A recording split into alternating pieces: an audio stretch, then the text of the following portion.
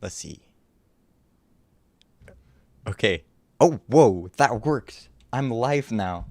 I always like to make that joke that I'm not live. I'm just not dead. Uh, Okie dokie. Welcome everyone to the live stream. We're gonna be waiting on the edges of our seats until we see what is happening over on the Flight Sim Association cross-community panel discussion. So I'm really excited to be kind of watch partying this. Is that an acceptable term? But yeah, I'm really excited to be doing this, and it starts at 16:45.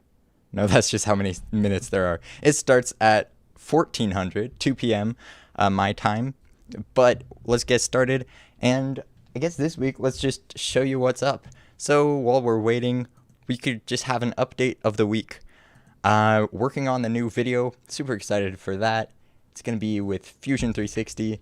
And I think I can even preview some of it if I figure out studio mode. I don't want to give anything away that's this top secret. Let's see. There we go. Actually, I don't know what this button does. You're going to have to bear with me for a few seconds. Oh, there's a chat now. Welcome everyone to the chat. Welcome Yummy with the fancy wrench icon. Welcome Othniel Drew. And yeah, welcome everyone. Sorry, I forgot to get it all good to go. Let me see. I'm on the edge of my seat too. This is going to be so exciting. Whew. I can't wait to show you my new background. I'm super excited to debut it. Is that how you say it? Yeah, debut. I'm super excited to see it regardless. And yeah. Ooh. It looks like there's maybe 1 minute. But yeah. I'll just drink some water with my Captain Bob sticker that you can find at captainbobsim.com/shop. I don't know. I think that's so funny. But while we're waiting, go to the comment section, and it's all ahead of its time. So congratulations. Additionally, I'll pull up my outline.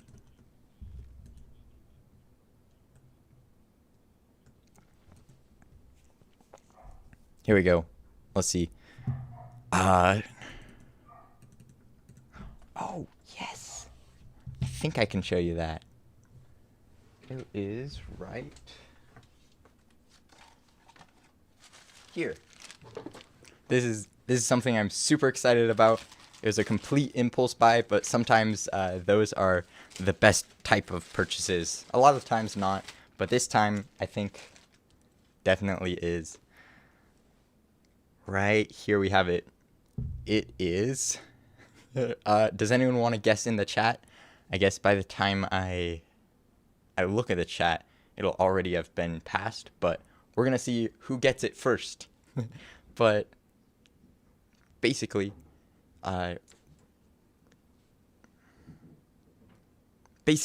this right here is a, it's a headphone jack. I thought it was a microphone jack. But yeah, I have a headset jack for the actual ear. I have another one that's a lot shorter, so I'll probably have to resolder the coaxial cable. Figured that out. And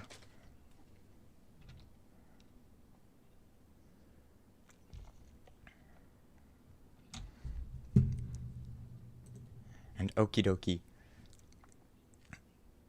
And this is the microphone one.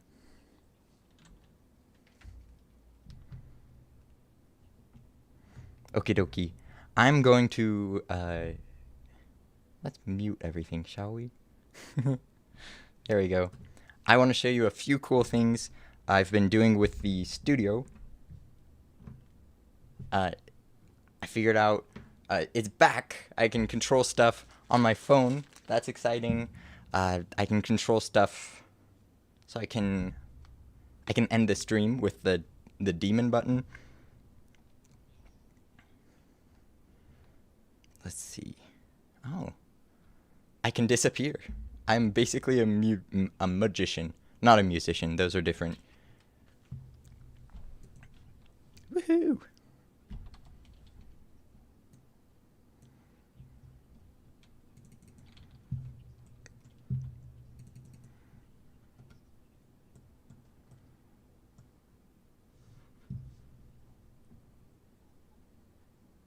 Okie dokie. I don't think I was supposed to go live this early. That's hilarious. But you can only tell if you can't tell. But what am I saying? You can. What's the word? Learn the rules so you can break them like a pro. But yeah.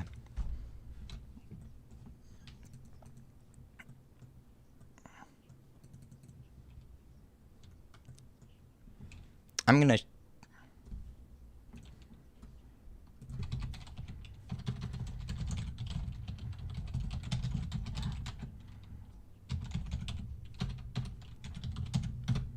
Super excited for this. There is a new link that let me figure it out. There's a new link. I'm gonna put it in the chat right now. It's basically a raffle. There are so many cool things to do. So it looks like I did the right thing. But basically, if you go down to the links, I'll put it in the chat. I can sign into chat.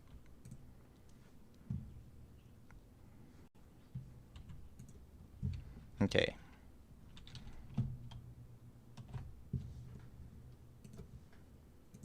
Wonderful.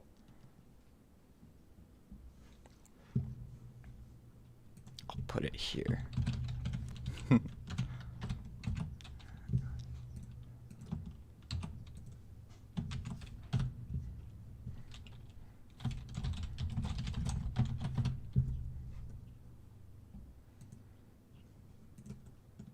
There we go.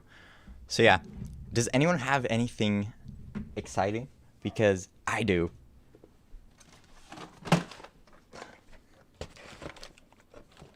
It's not in here. It would be. I'll be right back.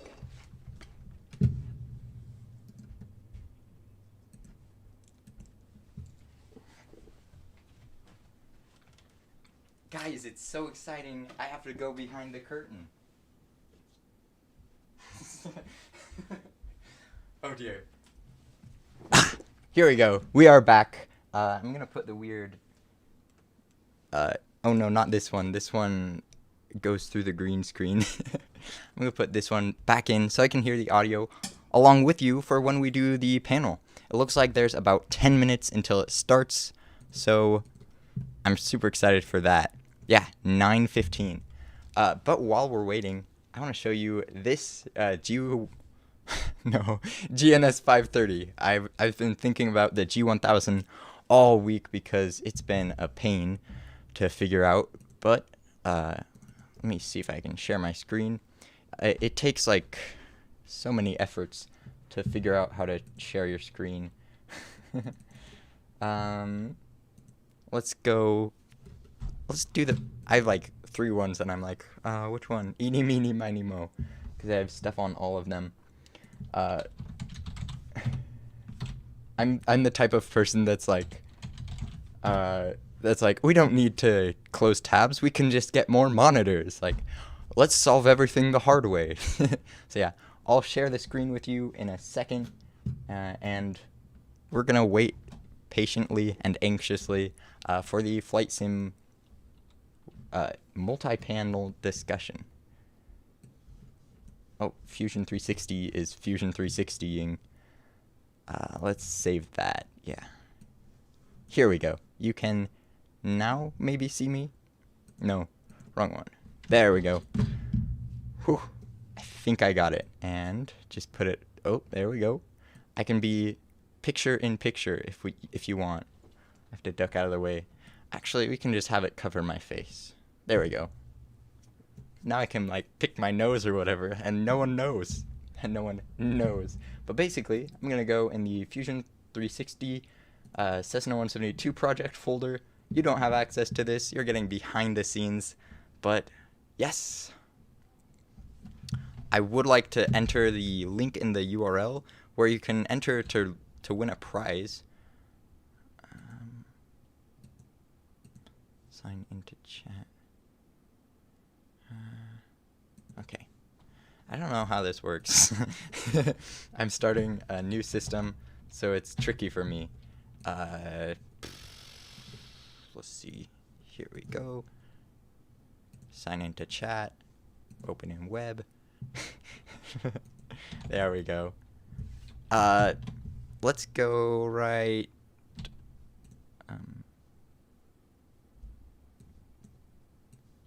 Let's go to .com. This is such a complicated link. It's not even me that's being complicated. It's yeah. There we go. We're in the shell folder. And basically what I've been working on has been this GNS 1000, G1000. Come on, Trevor, you got this. But this G1000 right here looks like both a G1000 and a just an analog one. Oh, this is going to be interesting stream. I'm like, that's like basically how I'm talking. But, oh, and you can't see me fail, so that's good. That's a plus. But basically, we have the GNS 530, G1000. I'm mixing them all up because I have my. Oh, I can unhide myself. 50. There we go. I have my GNS 530 right here. Just ignore the cables that are kind of going everywhere. I fixed the problem, the critical error from last time, so I'm super excited about that. Let's see. Before the viewing party, let's start this and see if it works. Should we do it? I have to go get another secret thing, but I'm excited. Let's go for it. Woohoo!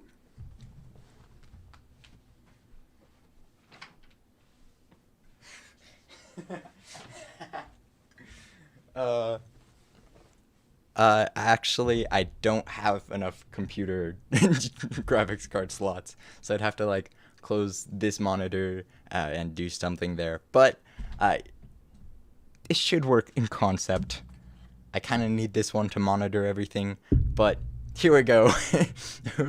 It works. So yeah, there we go.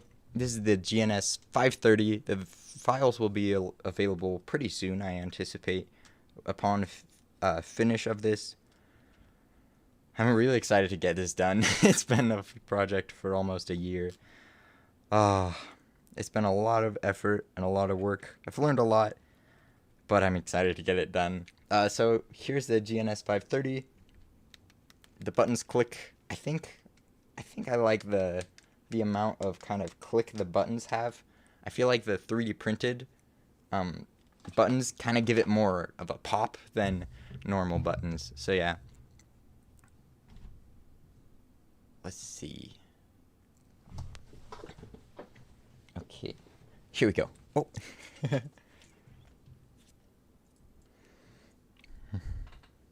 There we go. And let's put the background back on. There we go. And now I'm good. Okay. We got this. So yeah, I'm super excited to watch this thing with you. And now I'm going to undeafen from this to see what's happening.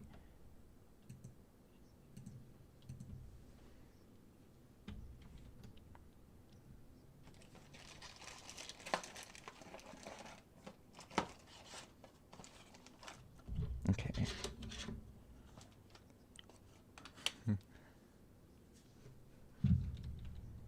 Let's see.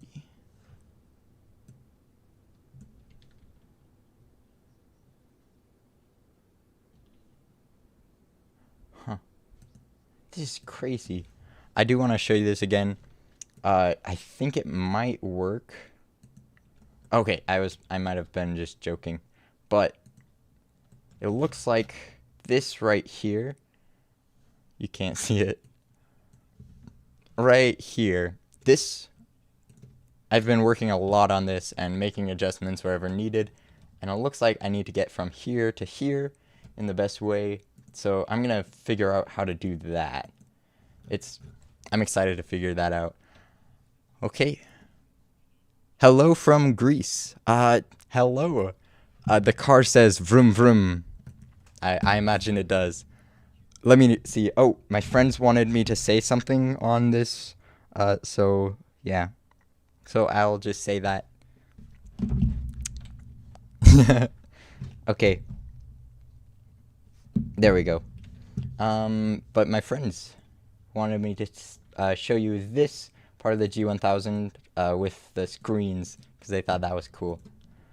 Oh, and yeah, sweet. It looks like there's 2 minutes until the live panel. I'm gonna actually switch over. Sweet. Now I'm gonna move this back on. Okay.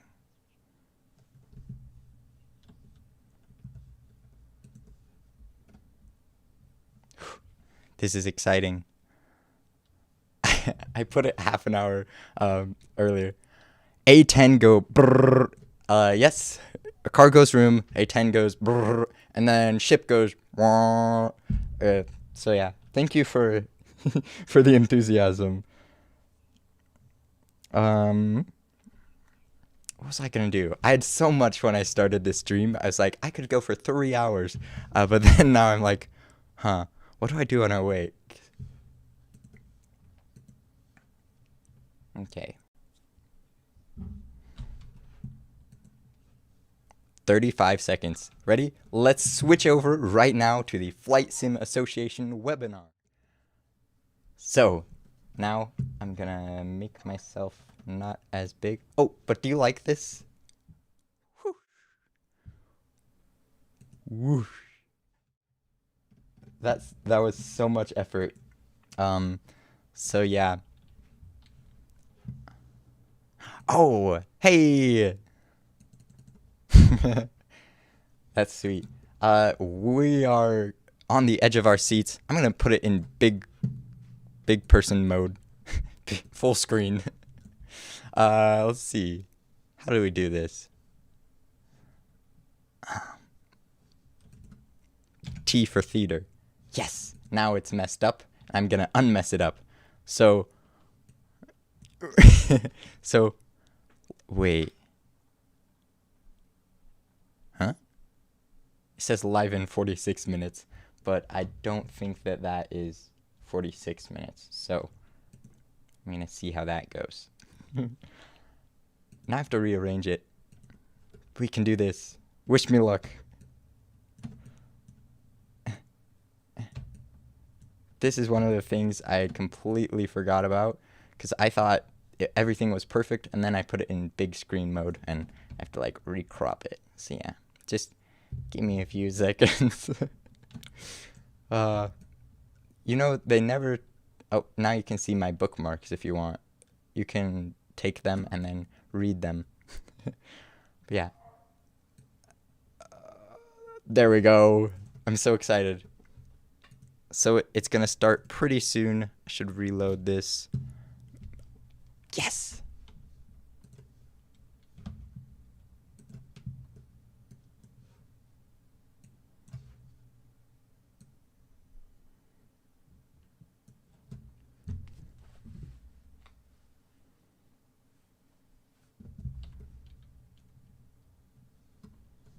How do I do this?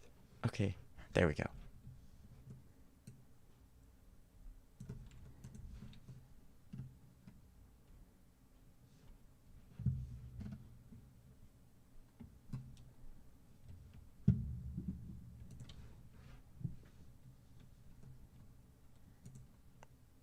There we go. Whew.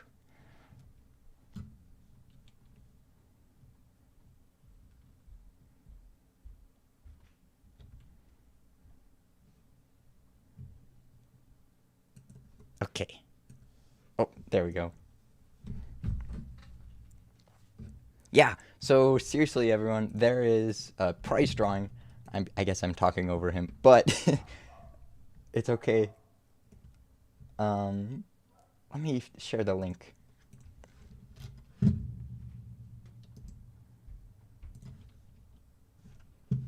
There it is. There's the one. Let me go back. Oop.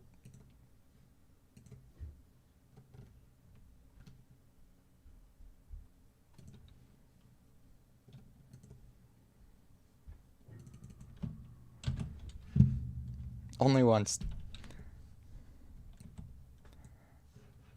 Okay. There we go.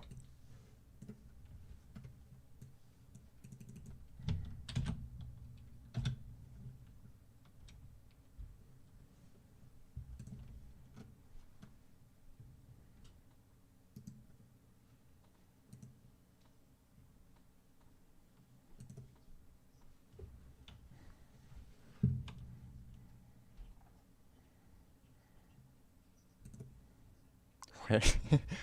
I lost my chat. Okay, here it is.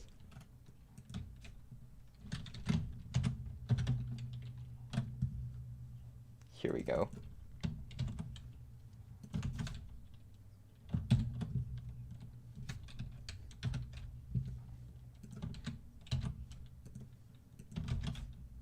There we go.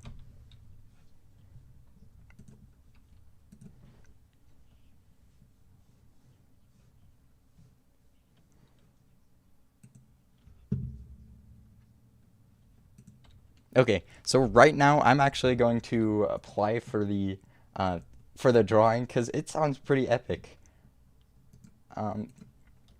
So yeah, if you want to, go ahead on the panel, on the link in the description. No, it's not in the description. What have I done? It's in the chat over there. And yeah. So yeah, I'm gonna register for it right now because that sounds super awesome.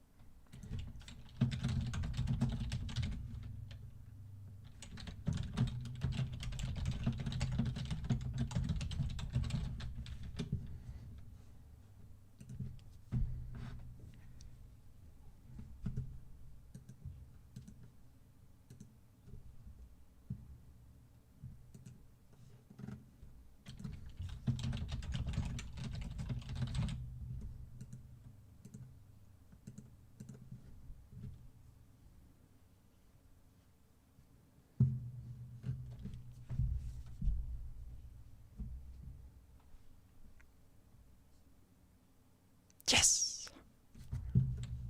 Okay.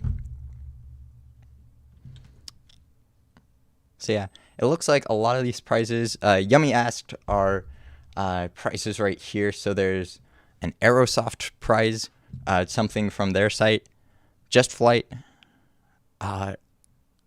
It's a bomber. I'm not really sure. This is as good. Your guess is as good as mine. Ethan. Nice.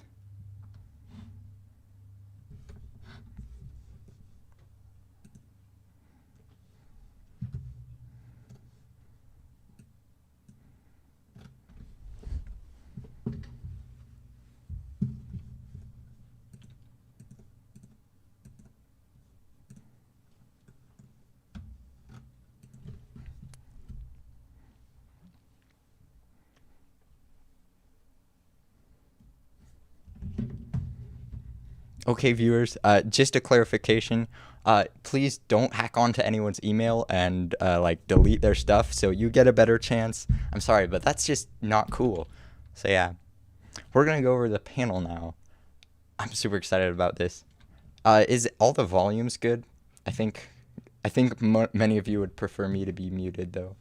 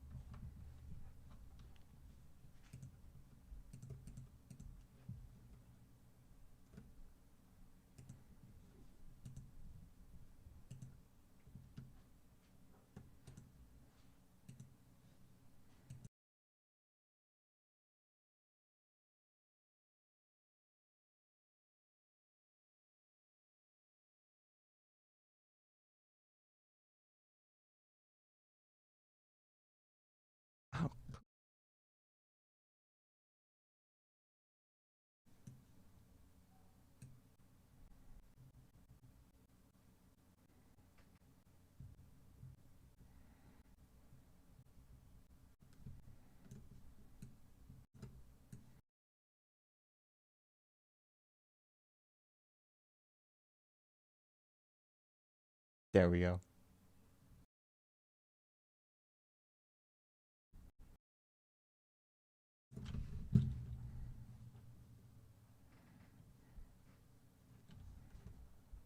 Oh, I watched one of his videos on the Flight Sim Expo video. It was good.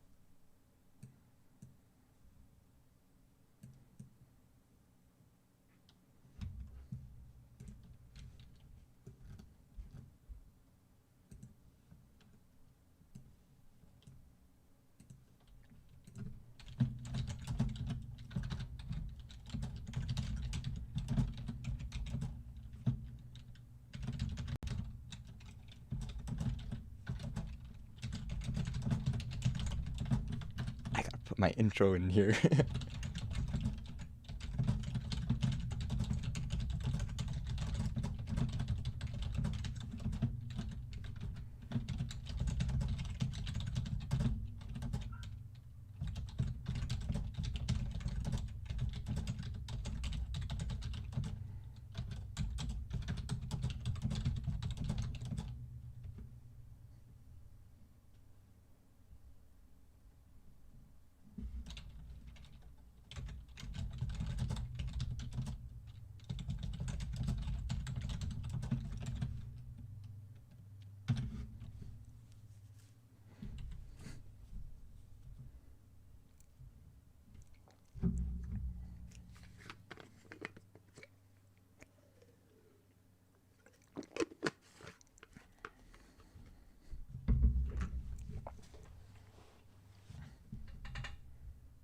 Oh, I love that plane.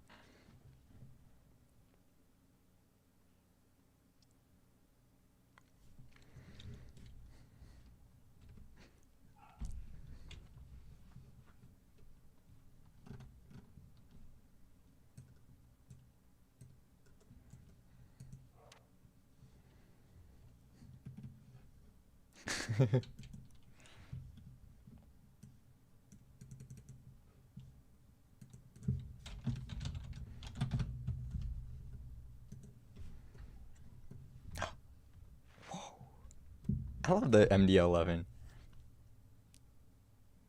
It's a good plane. Okie dokie.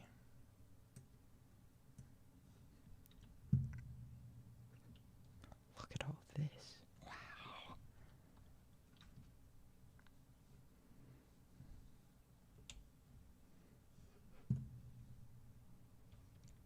Hey, I'm right here. Wow. Do you need this bigger? I think that might be a little easier to see. Let's see. Sorry, G1000. You've been fired.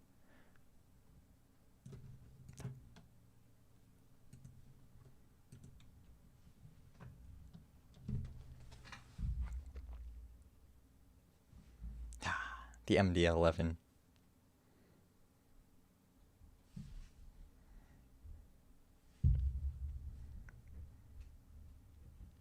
These are good questions.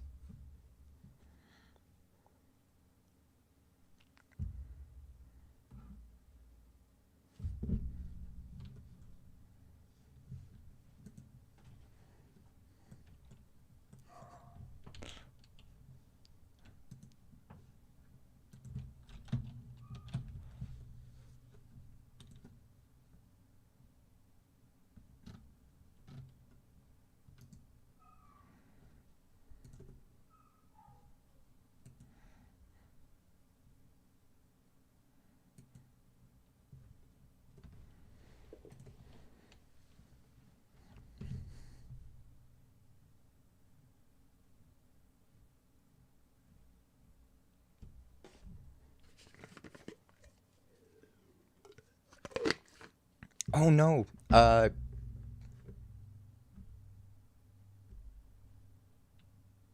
That's so weird. Can you hear it now? That's so weird.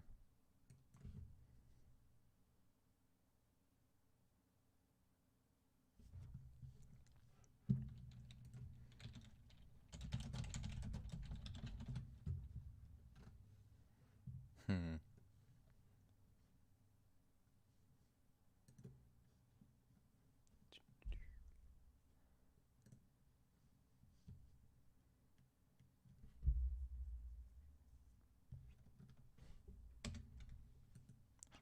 Okay.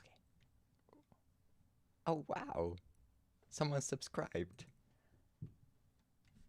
Woohoo! Um, Here we go. I think I can add a filter,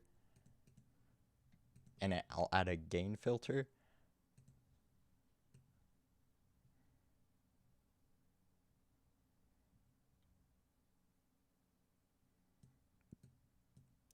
Okay. This is weird. Huh. I'm doing really well. Thank you for asking. That's super weird. You can't hear the panel. Um, yeah, I added desktop audio. So this is a little embarrassing. How did it go that long? That's I'm curious now. Subscriptions, yeah. Did I add? Yep, desktop audio should be right here. I'll go to. It worked perfectly when I did it, but of course I think that's it doesn't very always. good. So, does it work now? And of course, Explain is a simulator which is yeah, allowed to simulate professional. It's a professional site, and Microsoft clearly said our simulator is a hobby simulator, and it is not allowed to use Microsoft Flight Simulator for professional uses. So Explain will always be a little bit more dedicated to professional pilots Working now. and to the really strong high-end community hobbyist pilots. Sorry, that must be really Absolutely. confusing for So I all of just you. want to take the discussion over to Anna, because you mentioned in your intro that you've Very, very developed loud? for all Okay, of the yeah, it looks like it's simulators. Do you have raining any out. comments So is on this what you good? think the future is for all these platforms? Now, I think if I turn myself that up, I want to anticipate too much of what's there we coming go. up, but you know, the Get Xbox is volume also down. going to introduce a whole set of new audience. So we're really going to have a Okay. number of platforms that address the needs Huh. or the wishes of I'm different sorry. kinds of users. So from my perspective, Everything I think, live you never know, works. in our We can roadmap, barely hear you. Oh we definitely dear. continue to develop I'm gonna features. see something Now, here. Aerofly is a small market, so we've got a few products there. We haven't really done anything There we for a go. while, No gain but there. we No pain, no continue to gain. support the users Goodbye, input gain. for each platform. You're fired. So we're definitely not pulling out of that. Better? Good. Anyone else want to Perfect. jump in Okay, on this conversation? let me know if I have to go up or down. Yeah. Sweet. Go ahead. Yeah, That's so funny. I think what happened was it was on track 1 for one of them and track 2 for another of them, and it just didn't export the first one. Some different But yeah, characteristics that user base is looking for. So I think that's always going to be a great thing. And also the developers, especially us here, we're going to show up to where those Chat communities lag. are. If there's a user Dang base it. there, no developer is going to completely abandon that platform. Yeah, it's always. I think I can So I adjust just, my fancy ask settings Colin somewhere. just for a second. So you're currently developing your MD11, so Probably for not. prepared. So where do you kind of see the market for yourselves at the moment? So, I mean, I think there's always been a strength in portability. The MD11 currently we have slated to come out for both MSFS, assuming that we don't hit any technical roadmaps, as well as Oh yeah, P3D. I've heard a lot I about think eventually down the technical road, as roadmaps. Winfried said, it is possible that 'cause- MSFS could become a successor yeah. to some of the sims we know now. But I just think there's certain limitations in the way, and that might not happen in the next couple of years. I might disagree there. So I think it's something we've seen in other industries where you've got you've got PS4, Xbox, Switch, desktop, PC. You've got all these different platforms, and certain titles that become really well known work on all of them.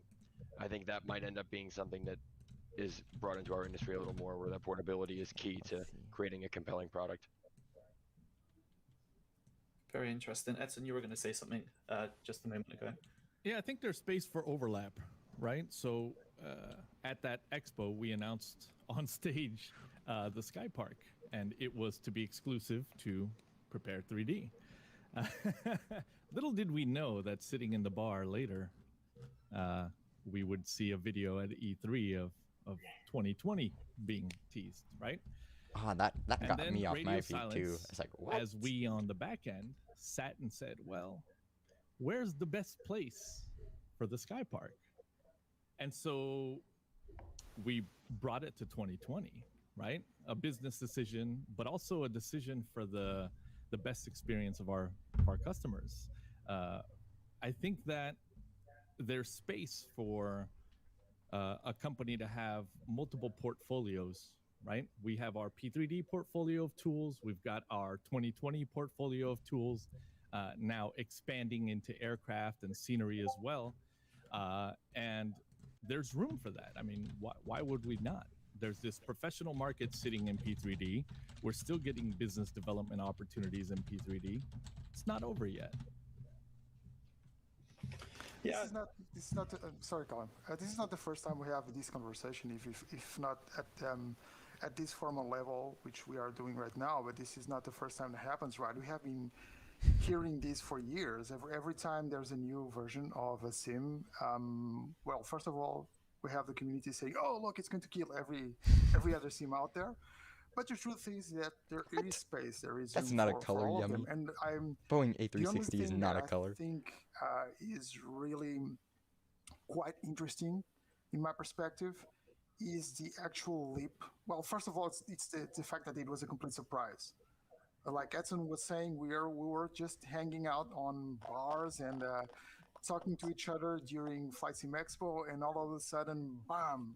We were at the epicenter of everything that was related to flight simulation, and we had this huge bomb being dropped on us from E3.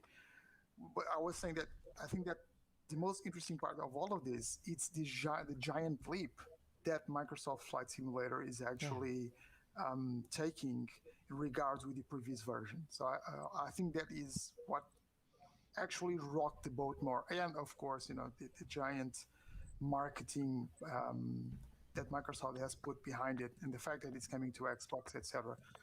So from my perspective, not as a developer, but from someone that is working with developers, I think there's going to be room for everyone for quite some time.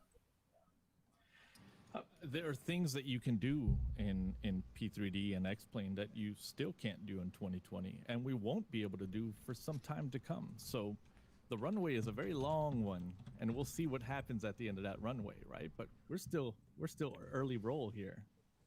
There's Agreed. still time. Yeah, absolutely. And I want to come back to I the never whole community realized, but question I at the really beginning like of this what branding FS right Magazine here. were asking. So I'm just going to go to you, Sergio, but what have you seen happen in the community since that announcement, and kind of where we are almost a year since its release?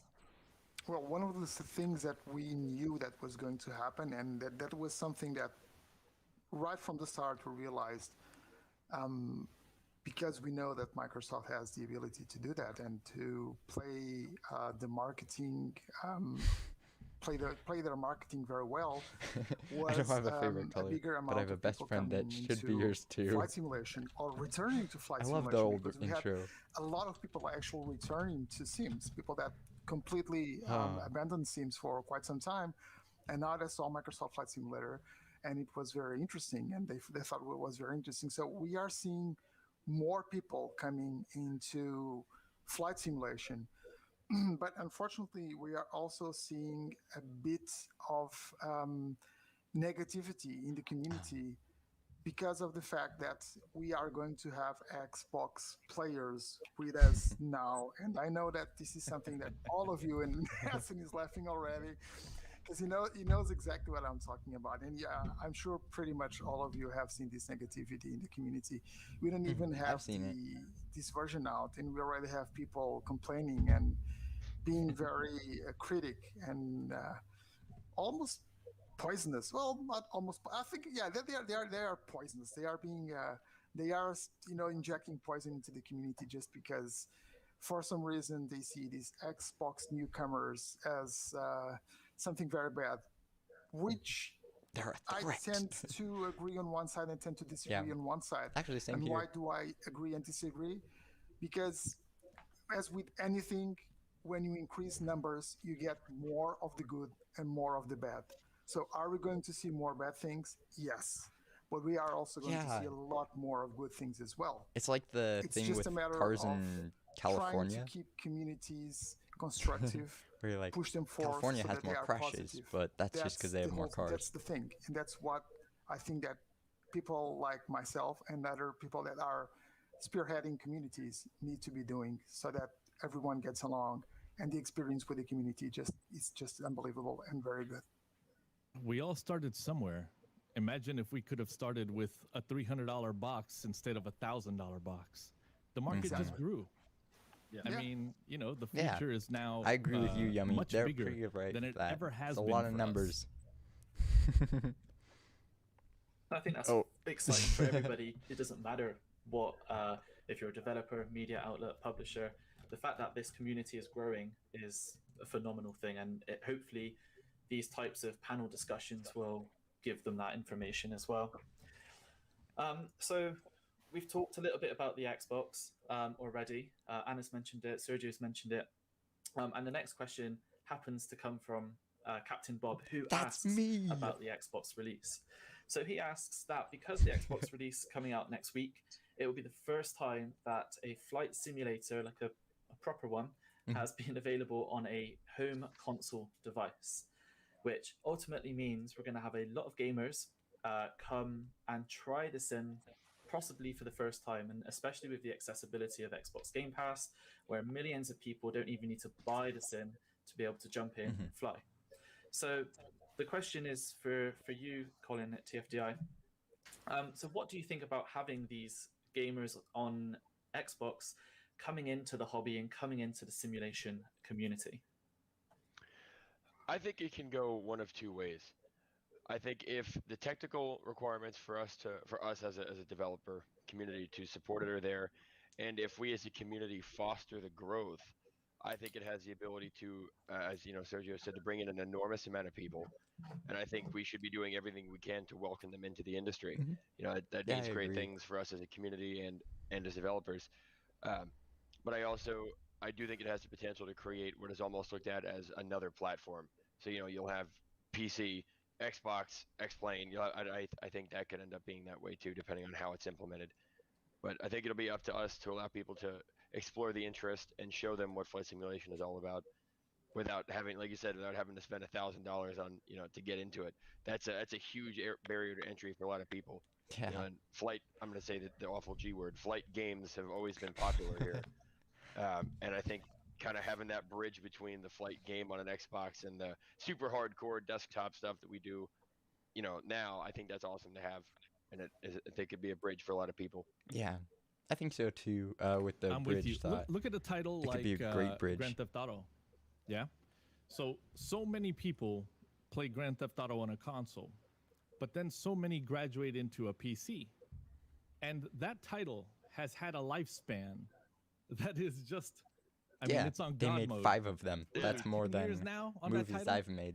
And it's still fresh. It's fresh because My a videos modding aren't fresh. community keeps it fresh. People continue to build on that game, things to do, purpose in the game, mods that keep people interested, role play in that game. Yep. Just, that's what PCs allow people to do. You can't do that on a console. You can't mod it on a console, but on a PC you can. And so I agree there's this path that people can take into this community. And I think, Anna, I'm going to put you on the spot. Okay. You let's check are up in a on the position chat. where you're So, probably seeing do you have any good flight the sims that amount of include fighter quality jets? freeware Yes, developers that are coming DCS would out be your and go-to. reaching these payware levels. I mean, the number of freeware developers that are out now it's unbelievable. It's like FSX days back again. Yeah, I agree. There are a lot of those. Yeah, the world is a big place, and there is a lot to do. So I think I actually really like to see how Yeah, the I would prefer mods, DCS Scenery over specifically, X-Plane are for fighter actually jets. flourishing. I think It's it's more actually good apt for that. for all of us because it just shows what you can do. So there is no, there is definitely no issue. I mean, we do freeware as well. And I actually think that having that higher quality is pushing everybody higher. And this is good for everybody. Always competition is good for everybody, right? Because the consumer wins out of it, wins because of the pricing, wins because of the quality of it. I think that if I can just go back to the Xbox question, I actually think that the Xbox is going to bring flight simulation to as many people as possible, and it's going to make it accessible. And I think this is great. So I really, really hope that with the introduction of the Xbox, there will be people that never thought about it, but they also, pick it up because they want to just explore stuff. We are all in lockdowns. I don't know. Australia is in lockdown, one after the other. So I don't know about you guys, but, picking up your remote, picking up the controller and just go and see places that you've never been before. And that's why we want to make it realistic. We want to make it, so realistic that it's like being there. And that I think is going to be the power of bringing a cheaper console into the house, and then it can become a not just a gamer picking it up, but really sort of showing how big the world is and all of the fantastic things you can go and see. This is my hope that the Xbox is going to do. That'd be so cool. It will really recreate the world in great detail and bringing it to everybody. I think this is the difference between what we've seen in the past from other flight games. This is the actual experience. This is a like-for-like PC on a console experience for all these new people. So I'm quite interested. I'm going to head over to Aerosoft and just ask, people will want to download all these like airport packs and aircraft like the CRJ, for example. How do you guys at Aerosoft feel about the Xbox?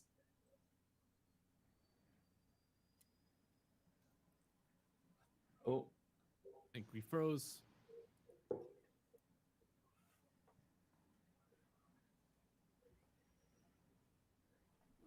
Oh, now I can talk. Yay! We see. Just kidding. Yeah, I think Advantage. X-Plane, the Xbox is super cool. I'm excited to see more people get into it. The entrance level into flight simulation will go from, or let's say, $1 for high-end PC and the software. I think Having connection problems. yeah. Down to buy any. Yeah, Calum, if I could, I just had I did have one comment I wanted to make. Oh, sorry. So it is 1/3. Yeah, I think let's just move free for just a moment. And yeah, Steve, if you want to go ahead. Yeah, the other thing, obviously we're talking about the community growing with the influx of the Xbox players. I think the only way this can be negative is how we accept these players into the community. That's really the only way this could turn out negatively.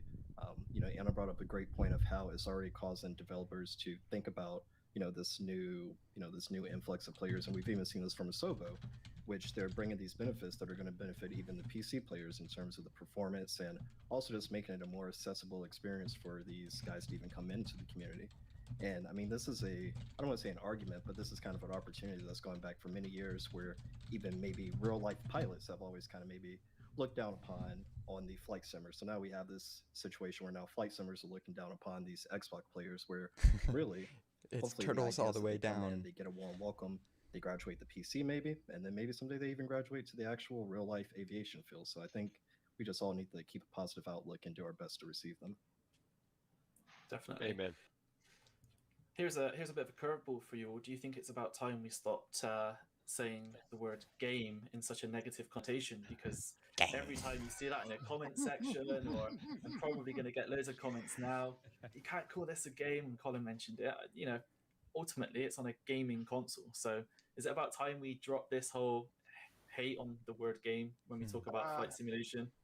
I think we're 20 years late.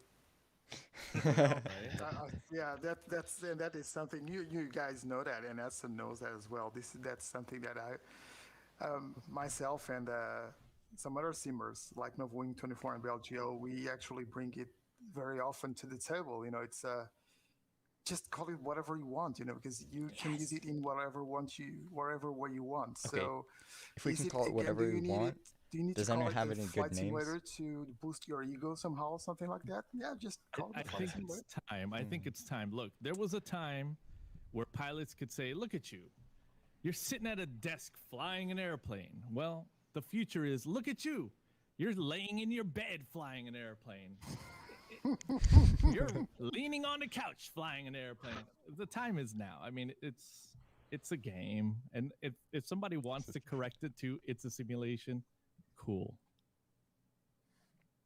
I forgot which one I always get angry at people for saying. To be honest, I don't know which one it is. Ask. So there is now I'm gonna get flamed. I think we all probably are already anyway. But moving on from that, because I don't want the comments to explode and stuff on that comment anyway. So there was a follow-up one to the Xbox stuff. Now, I don't think any of us are going to know the answer, so this is going to be quite a good discussion point.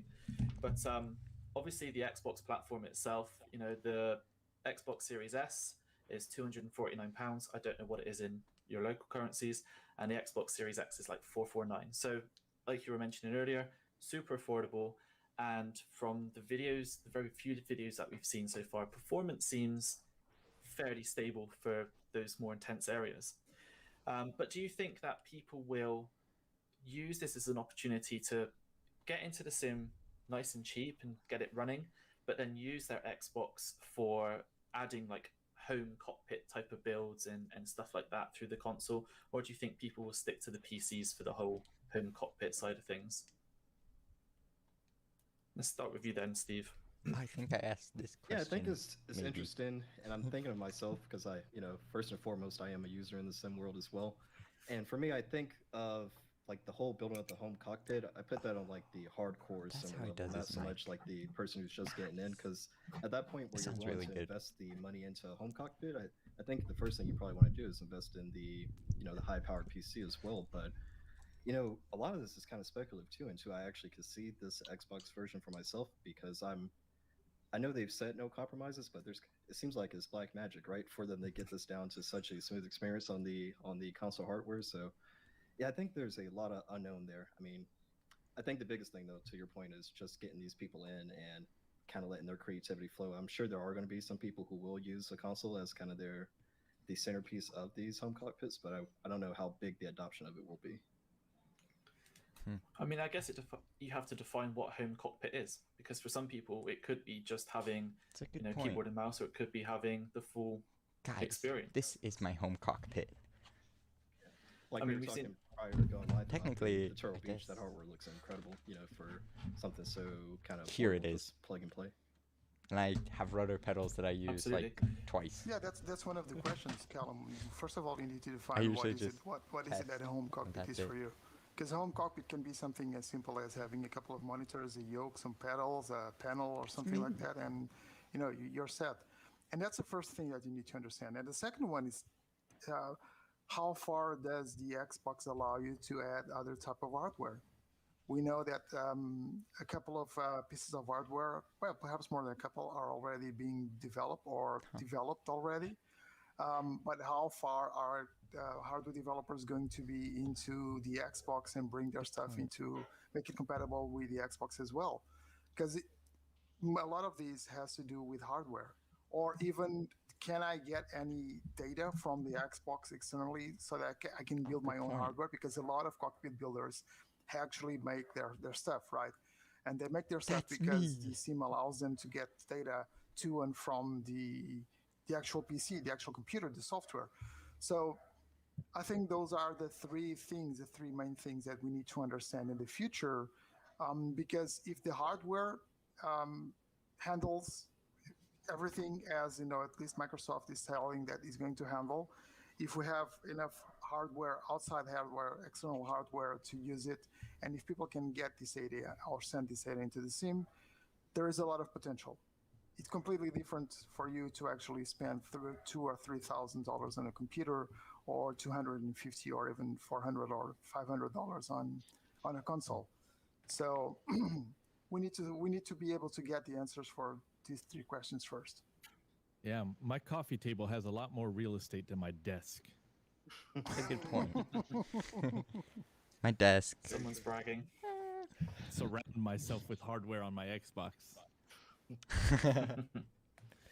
Before we move on, does anyone else have any comments about the Xbox release or hardware?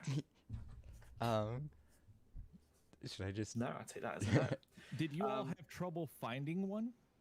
Who here You found in one? this panel, who has an Xbox and is ready? Okay. Not okay. I know. Oh, Really here he don't comes. Show of hands. In Australia, we're short of vaccines and Xboxes, it seems. Yeah. Oh, Interesting show of hands. I tried. They are out of Did you? stock within 100 miles around me. I might have a hookup. Okay, we'll have to link up after.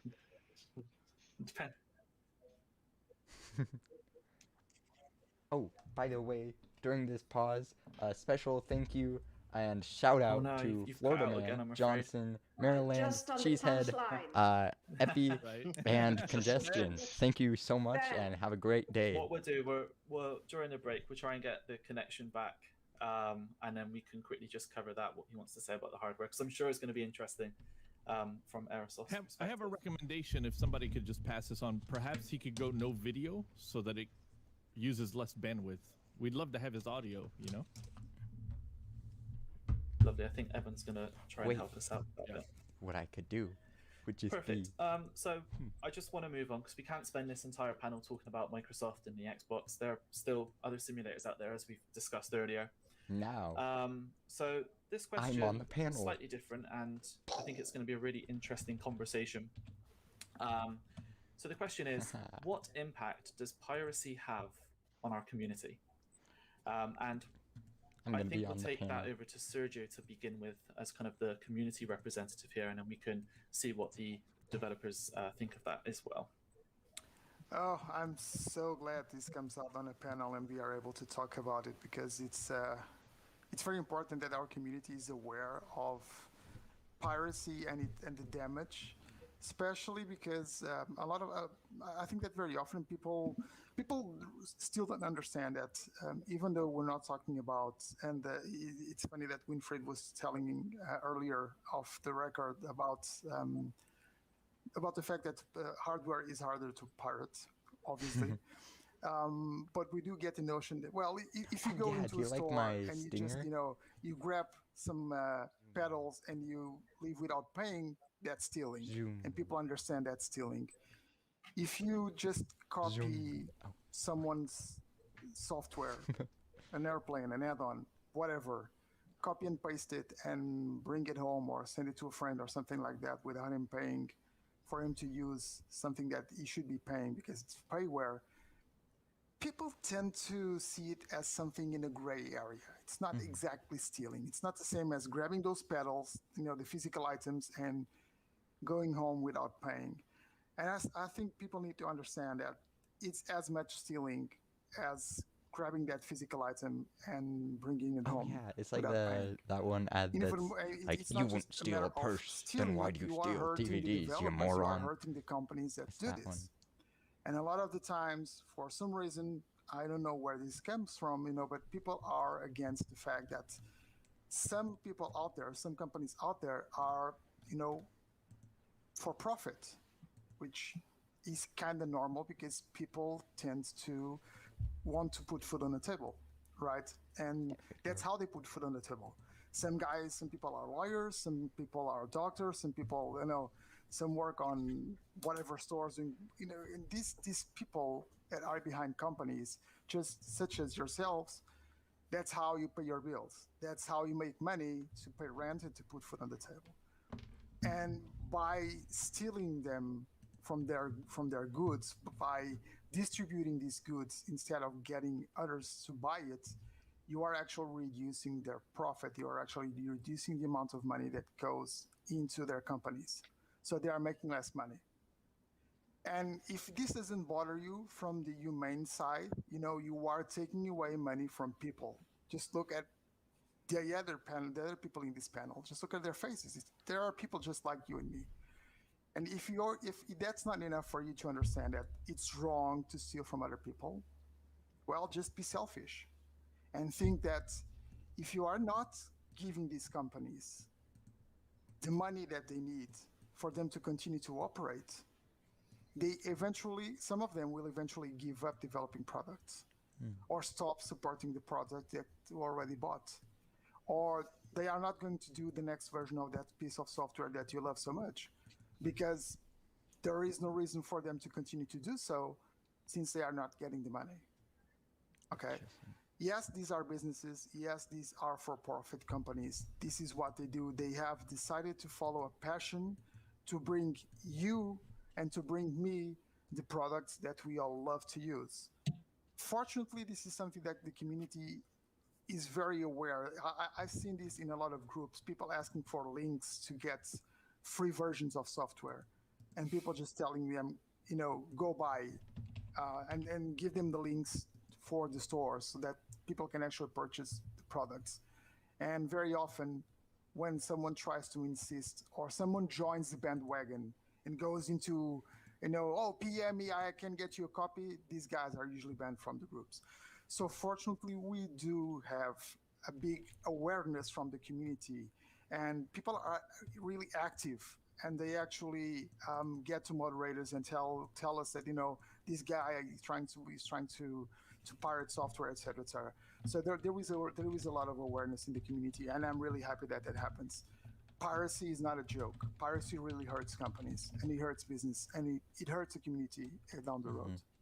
Sorry, I'm just way too passionate. I could be the whole 20 minutes talking about this. I mean, yeah, there's obviously some developers within this group as well. So I don't know, Anna, do you want to kind of go from a developer's perspective? Yeah, I mean, kind of Serge touched on all of the points. There's not a lot more to add to that.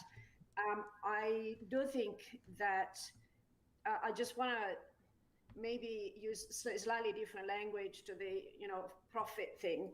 And this is probably more from my perspective. The profits for us get invested in to make products better. So this is not about getting rich. We're not getting rich on it. I don't think anybody here is really getting rich on it. For us, really,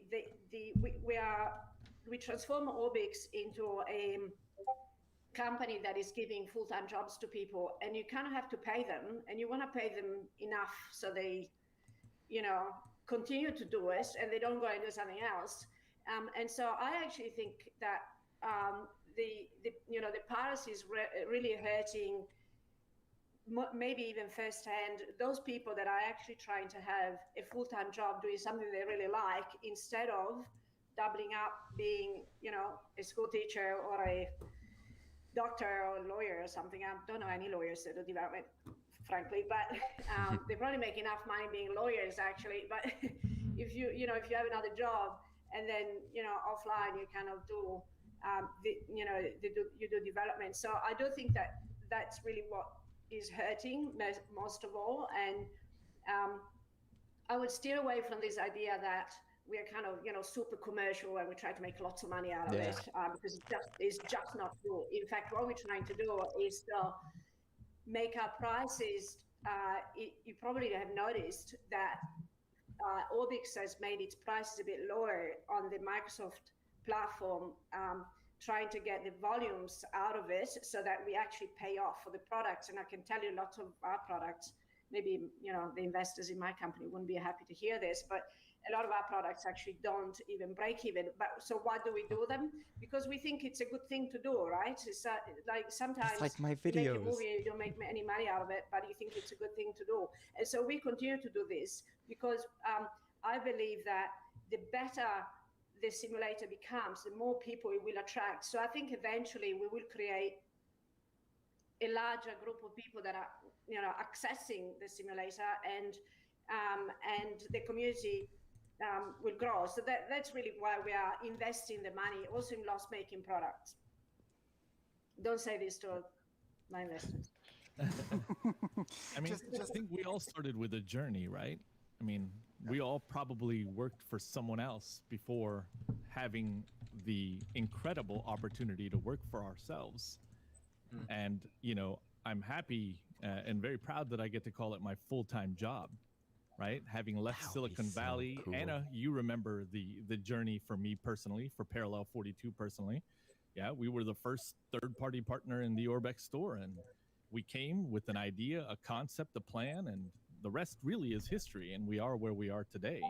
And we're proud to be able to call this our full-time job. But we can really only do that with that community support, right? Because it is a business. We have to eat. I have to pay rent. We need internet to be on these calls.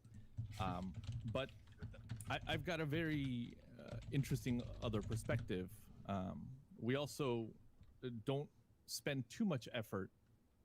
I don't know if lamenting is the right word for this, but over piracy, because I'll be frank, I spent many of my childhood years in a third world country, and I know what it's like to be in a country where you cannot go out and buy a legitimate DVD of anything or a legitimate CD of anything. And there isn't enough bandwidth to download anything. Everything is piracy. Retail stores are piracy. Printed covers, you know, catalogs on catalogs, walls filled. Microsoft Flight Simulator, absolutely. Orbx collections, Aerosoft collections. I have photographs, but that's what life is like in those countries, right? Shout out to Bolivia and the people watching. So we just kind of understand. Oh, it's Dr. Wigglespank. That it's going to happen. We understand that it's going to exist. So we do the best that we can to kind of slow it down, but then we just keep moving forward without spending too much energy on it. To be very honest, that's been our stance at Parallel 42. Let's see. Oh, does anyone want to put any questions in the kind chat? of piggybacking on that, our so approach I can put it at TFDi has always been kind of very similar. We don't spend a ridiculous amount of money or effort on DRM. We have it. We have DRM. But I think the easiest is maybe the wrong phrase. One of the main ways we focus on DRM is trying to remind everybody that we're people. And I know we've talked about that a lot, and I'm not going to beat the dead horse, but I think that is the number one thing that people forget. Now, I don't know of anybody in this industry that is like, oh yeah, look at my Lamborghini.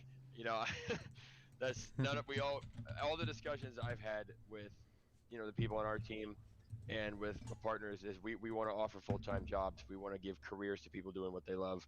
We all want to create these products that we are excited to play and see and fly or whatever it is. That's the motivation. And as long as you think about, hey, I'm taking from that person, not some nameless, faceless company somewhere, I think that's the thing. You should put this question. Hey, everyone. Our idea.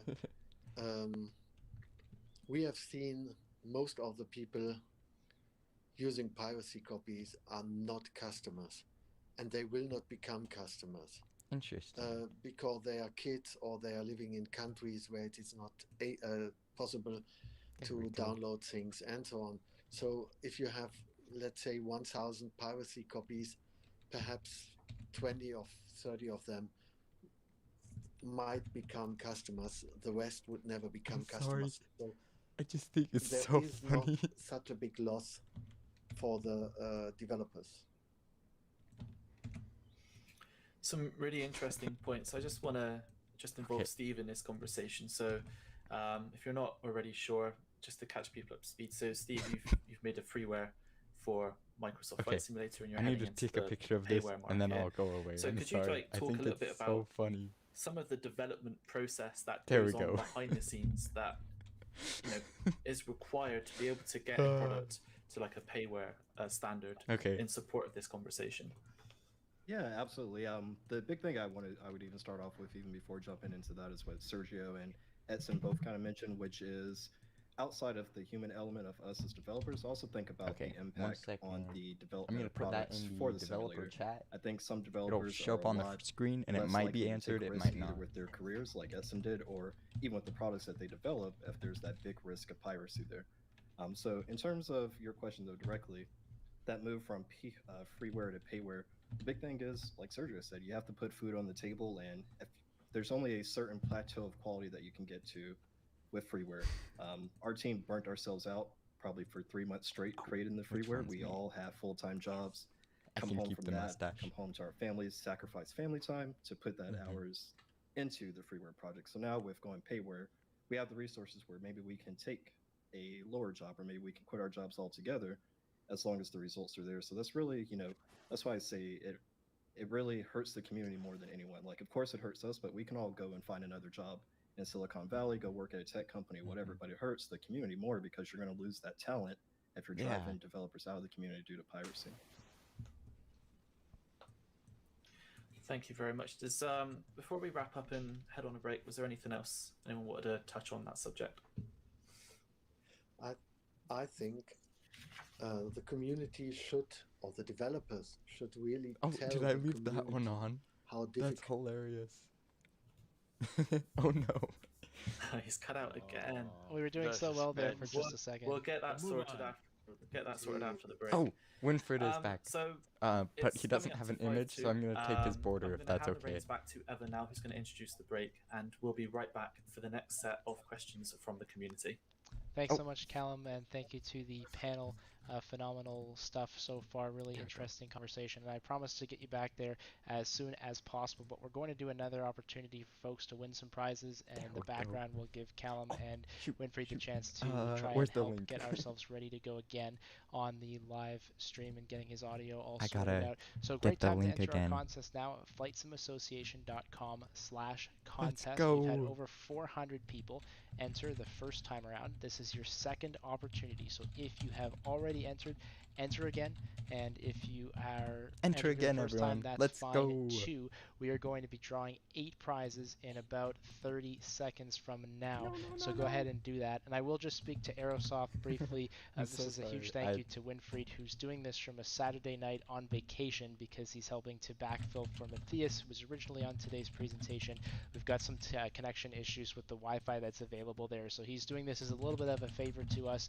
He's got some great insights, and I hope we can get at least his audio back, and that's what we're going to try for the second half in the next sort of 35 minutes as we get going.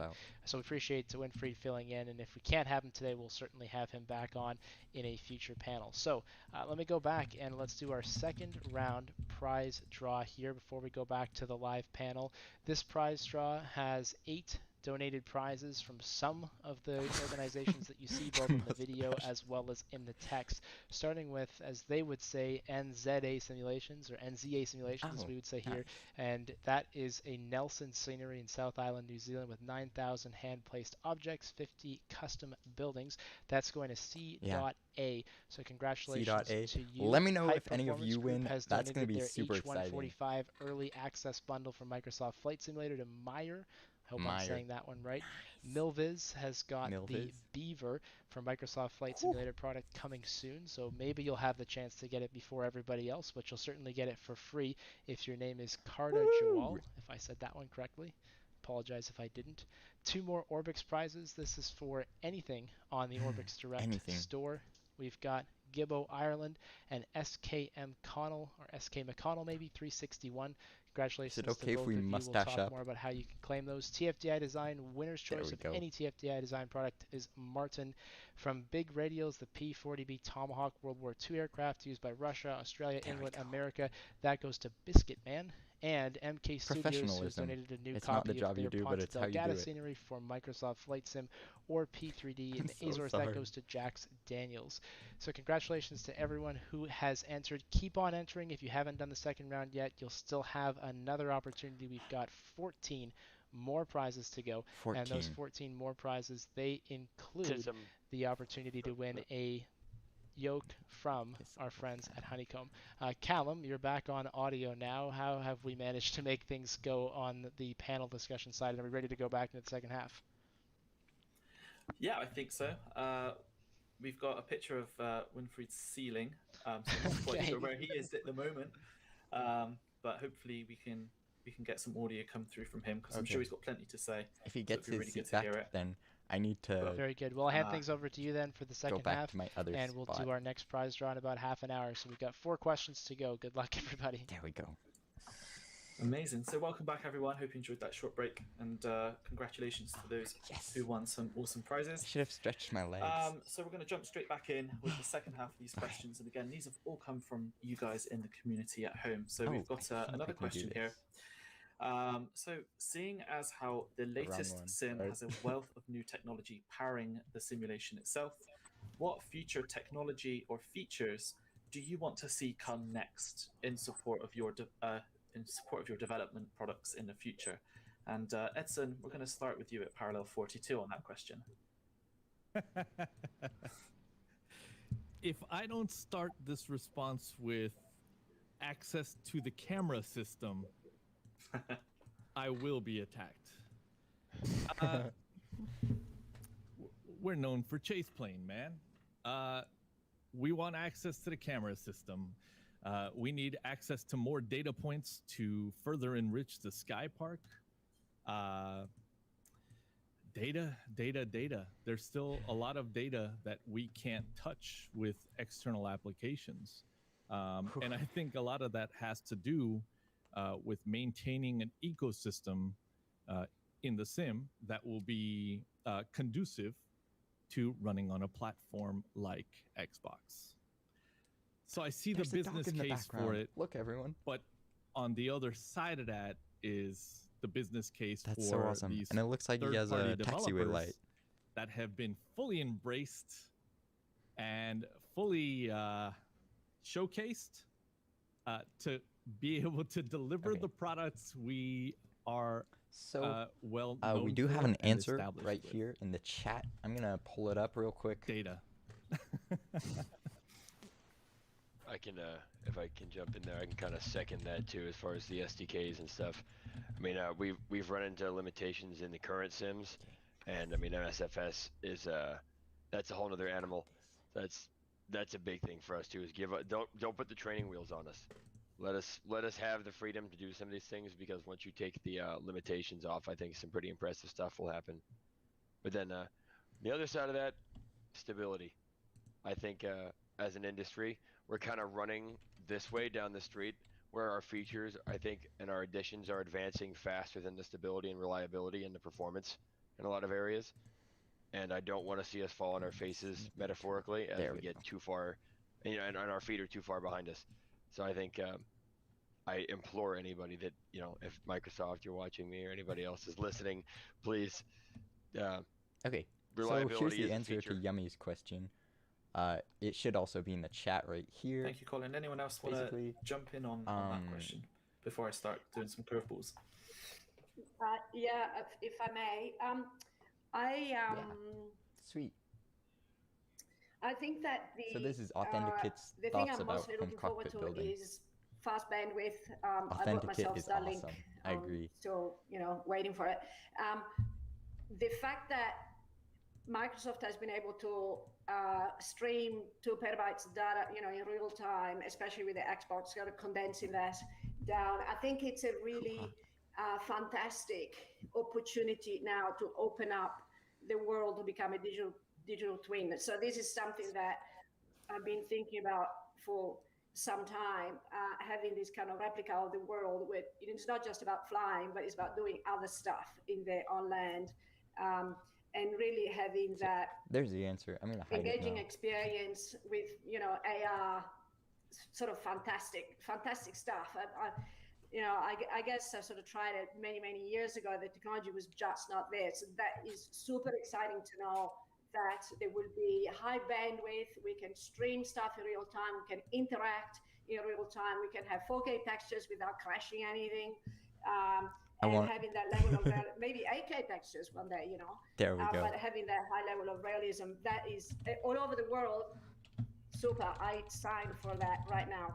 Now, if I Photoshop myself, I can be on the panel. So I'm gonna just take away the whole Microsoft component from this question, and we're not gonna mention specific simulators and stuff, but what technology would you like to see in other platforms that could enable you to send this focus of development away from particularly one platform?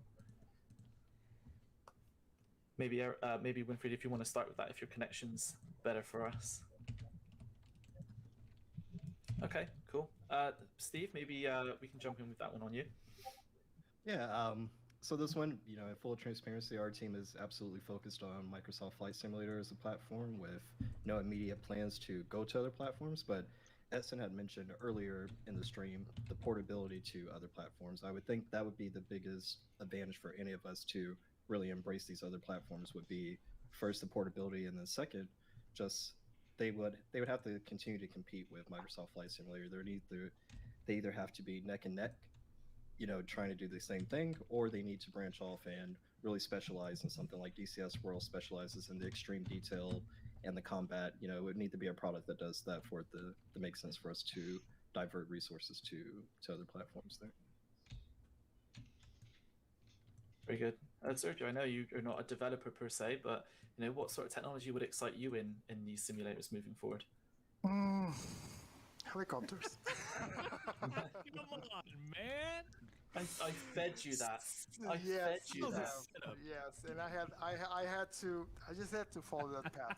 But very seriously, I'm not a developer. I don't develop add-ons, but I'm a developer. I have developed software for over 20 years, and I've always been talking with developers and working with developers. I work with a lot of different developers, help them with their products, not as a developer, but on product development, etc.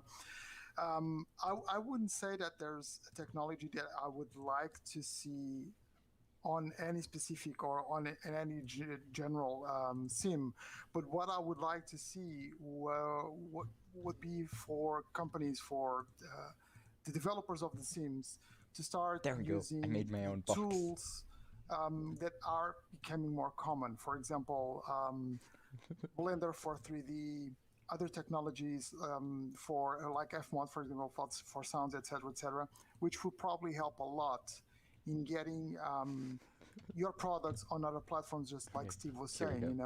It's not what he was saying would be a dream for you to have an ability to migrate your work to other platforms, but we are not going to see that happening, because that would mean that the developers would have to work together so that there was a format that was pretty common between each other. But if you do have the tools, and if you have the plugins, for example, to export a 3D model from the 3D software to X-Plane or to P3D or to Microsoft Flight Simulator or Flight FS2, etc., that would be a huge help. So it would be very nice to see developers starting to adopt those tools, those common tools, that common tier, the bottom tier, so that developers could build from them to the top. That's pretty much it.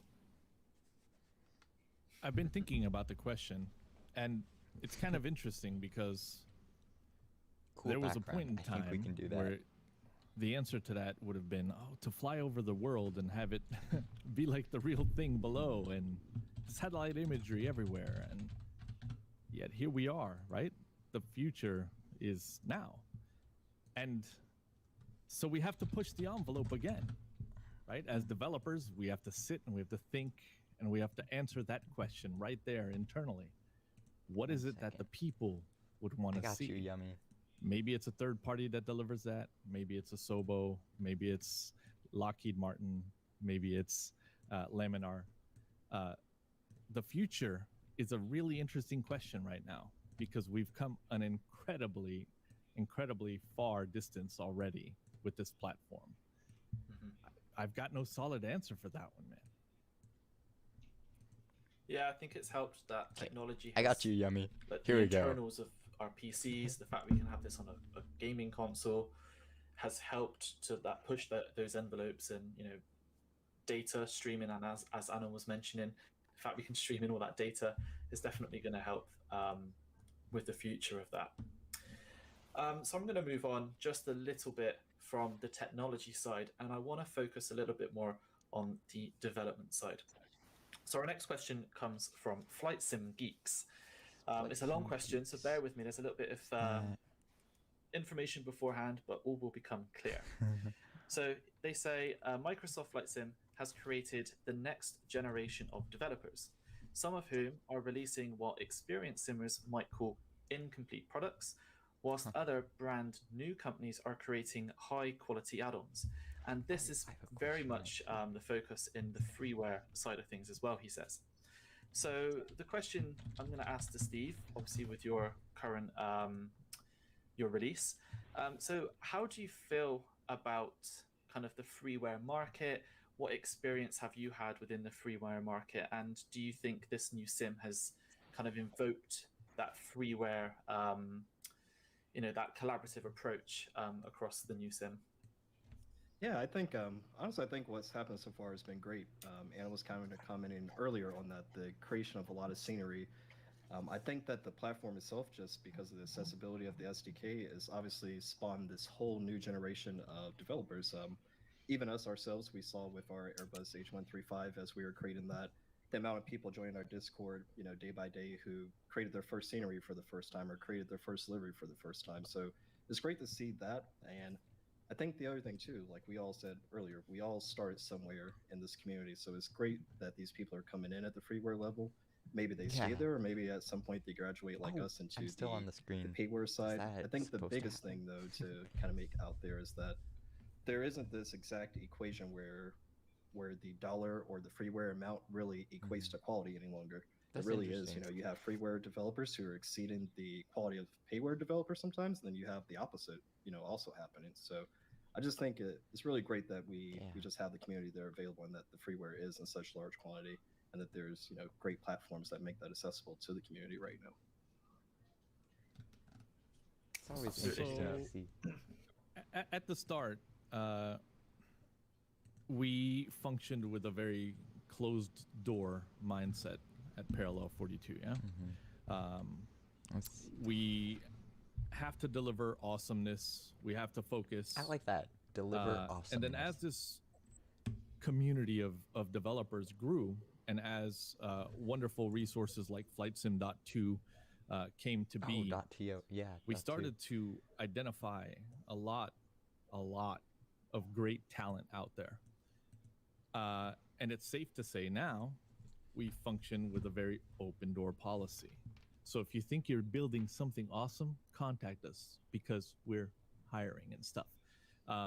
We want to identify what these next big things are, who these next big thinkers are, because we want them on our team, right? I think this is the way things are going to advance. That could be a payware developer that exists today and we function as a partner, or it could be some kid in Bolivia that pirated Flight Sim that we're going to make possible for him or her to be able to afford to pay for it and to feed their family by putting them to work. And I'm open to all those scenarios. And I think that really, it boils down to the simple fact that we're seeing a lot of great quality out there from both free and from the competition in the water and payware. Amazing. Oh, sorry. No, you go ahead, Colin. I think there's always going to be a space for freeware and any type of user generated market like that. I mean it's the reason that our company even exists. We started off years ago doing freeware work, and it wasn't originally set out to be a big for-profit business or anything. It was the passion first, and I think that freeware market is a huge part of that. And it's in barrier to, or sorry, it's not. Let me try that again. actually get this out in one continuous sentence here. Sorry. It is a way to get over the barrier into becoming a developer too. And and like Etienne is saying, there's a lot of talent that ends up becoming potentially partners or employees or even just colleagues and friends in the industry. And I think that's huge. So I think there's space for everybody. Yeah, space for everyone. Definitely. There's kind of a few follow-up questions. Go within this, pirating. so I want to just bring them out to the table and see if anyone has any comments. That's funny. So I'm going to direct this one to you, Anna, because I think this is quite an interesting one. So obviously you guys, Orbx, released the Optica, as you mentioned at the very beginning of the panel.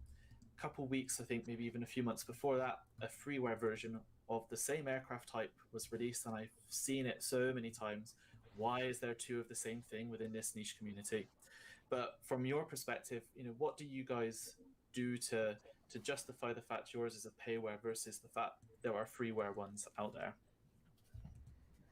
Yeah, well, first of all, we had started developing the Optica long before the freeware was launched. And so we were halfway through and we said, oh, there is a free version.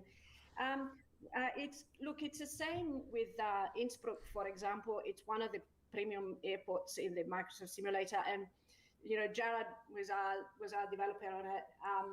We kind of thought about whether we should, you should do a version for that, and he did, and it's payware, and it's very successful. So I don't think that. I think that freeware is so. First of all, freeware is also a try before you buy sometimes. So Orbx has got a lot of freeware because you just kind of you see how things are and what the quality is. So I'm in favor of that. You kind of learn skills and you get better.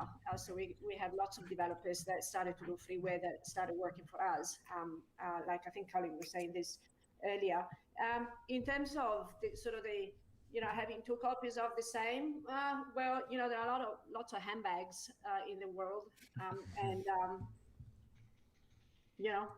or shoes, female topics. But, like Louis Vuitton, you kind of get like a lot graphics of, cards and screwdrivers. Imitations, and you get the real thing, and you get the the free thing. And I think it's. I honestly, I don't think it's a problem. I think it's just different style of the same thing, and things get just executed differently. So I don't have any issues. I don't have any issues about other people doing the stuff that we do as well. Because it has happened. So there are some of the products that are being developed by others, and it's okay. As I said, it's a big world. There is lots to do. So I want to get your take. Sorry, go on, Edson. Go ahead. I was just going to ask Sergio for his take from like a community leader standpoint on the freeware payware argument. Well, I was kind of grinding, laughing at the beginning, and I think Edson was as well, because you touched the point here with that question that is really important and is really interesting. It's David. Which is something that I have been hello. publicly talked We're about live as and well, we're watching the which is community the fact discussion. That, first of all, this payware versus freeware thing, it's nothing. It's again nothing new. It's something that we always had in the community. Welcome to the stream, everyone. And some people just want to use payware. People just want to use freeware. You have freeware with as much quality, as good as the quality as payware products, etc. So you have a mix of everything. And like Anna just said, there are a lot of different shoes in the world. There are a lot of different handbags in the world. So it's a matter of everyone picking up what they want to pick up and use what they want to use. But there's something that I really need to talk about and I really need to address. And I'm not going to take a lot of time with this, but I think it's kind of a byproduct of what's happening with Microsoft Flight Simulator and the fact that we have a lot of people coming into the sim. And Edson is smiling already. He knows what I'm going to talk about. Yeah, I'll back you up on this, man. I'm not going to talk about specific companies or specific products, but we have had quite a few payware products out there. There are just all these people talk together. I'm really glad we could do this. Terrible. They are just terrible products.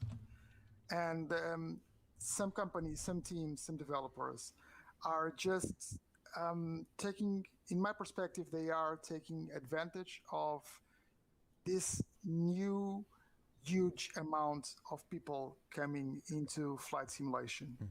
And I cannot express it in any other way except saying that they are taking advantage, because these are people that they don't know better. They don't know better, probably. They are new into the market. They don't know products. They see a 3D model and they think, okay, this is cool, and this is very beautiful. I want to use this in the sim. But it ends up being products of very poor quality, really poor quality. And again, I'm not going to name names, but I've seen absolutely terrible things, and a lot of people I can name names. have pointed me to blatant, and even in the 3D model, there are some very ugly errors that are just, it's impossible for someone that actually takes more than 30 seconds looking at it, don't see it. So, not against payware, not against freeware. I think both work together. But please, people, when you are buying these products, just take a look at what you're buying and ask the community about them, because we cannot let these companies, these teams, these people just take advantage of our community, of you guys that are jumping into flight simulation because you enjoy aviation and you enjoy flying the sims and you are starting to enjoy the community. Please ask us, what is it that we think that the guys that are on the community for longer think about the product before you put any money on it, because you may be getting ripped off. That is the only comment that I wanted to do about this payware thing. I think it's survival instinct, right?